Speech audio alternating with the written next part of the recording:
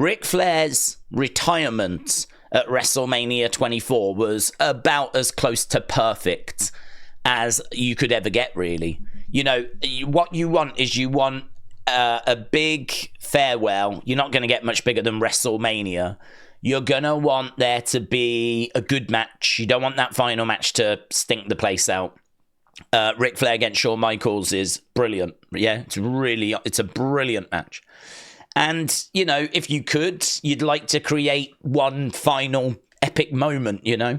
I mean, that's a lot to ask for. To go out on a massive stage, to have your last match be a great match and one that the crowd are really invested in. And somewhere along the line provide like an epic moment that really is a moment from your career. He ticked every one of those boxes. And it wasn't just him. Of course, Shawn played a big part, probably a bigger part in some ways, because that I'm sorry, I love you is, oh my God, it's amazing. Amazing. So for me, when that happened and Ric Flair went off into the sunset, it was like the perfect way to say goodbye. And then, of course, he popped up in TNA and carried on like doing some matches over there. That never bothered me because I never watched TNA. I think if you watched TNA, maybe it bothered you. Like, hang on, we said goodbye to this guy, and now all of a sudden he's wrestling more matches over here. Like, I could understand that being something that would bother people, but for me, like, I said goodbye to him.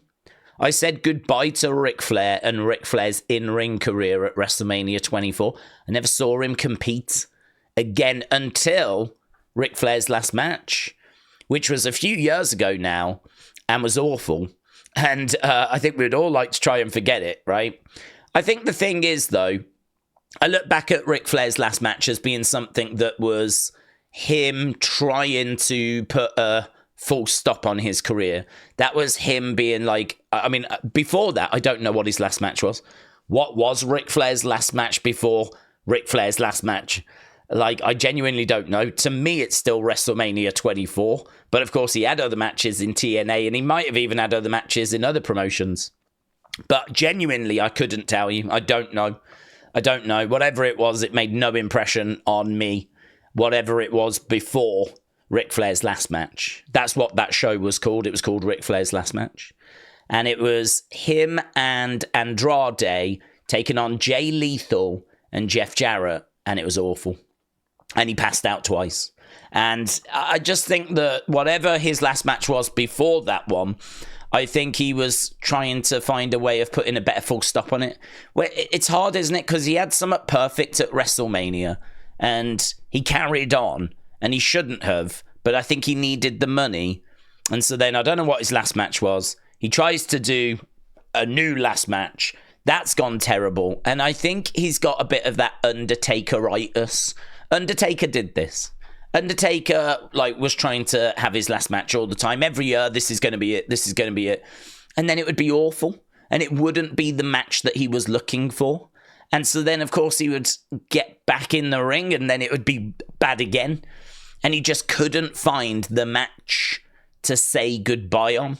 And I think he's relatively happy with the Boneyard being his last match, Undertaker. I would imagine part of him is probably a bit disappointed it wasn't in front of the fans. But I think he knows his body is done. I think he knows his body just can't keep going anymore. And so, yeah. So to answer your question, would I be upset if John Cena did a Ric Flair? No, because it didn't make any difference to Ric Flair to me. Ric Flair's last match to me is WrestleMania 24. It was the last one I saw, and so it wouldn't make any difference whatsoever. But Ric Flair's in a weird position now because not only do I think about WrestleMania 24, I think about that awful mess, that awful tag match. But at the end of the day, does it matter? You know, at the end of the day, when you think about Ric Flair, you don't really think about how his career ended. Like, there's millions of other things to think. And the same will be true with John Cena. So, like, with John Cena, I'm not too fussed, to be honest, how it wraps up. It's going to be a massive moment, but it's probably not what I'm going to think about first when I think about John Cena. I'm probably going to be thinking about Make-A-Wish, or I'm going to be thinking about him and Punk, or him and Orton, you know? So at the end of the day, how much does it really matter?